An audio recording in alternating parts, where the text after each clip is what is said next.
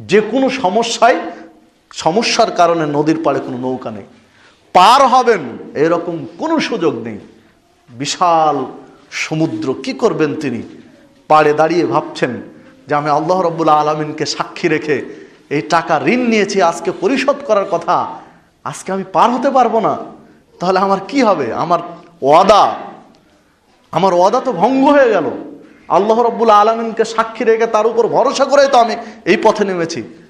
তখন উনি ভাবতে ভাবতেই হঠাৎ করে একটা ছোট কাঠের খণ্ড পাশেই পড়েছিল, দেখলেন কাঠের খণ্ডে একটা ফুটো রয়েছে, ফুটোর মধ্যে 1000 স্বর্ণ মুদ্রা দিয়ে একটা পত্র লিখে দিলেন, ভাই আমি নদীর পাড়ে এসেছিলাম, কিন্তু কোনো যানবাহন না পাওয়ার কারণে আমি পার হতে পারলাম না, এই কাঠের মধ্যে দিয়ে দিলাম, যদি আপনি টাকাটা পেয়ে যান আমাকে ক্ষমা করে দিন।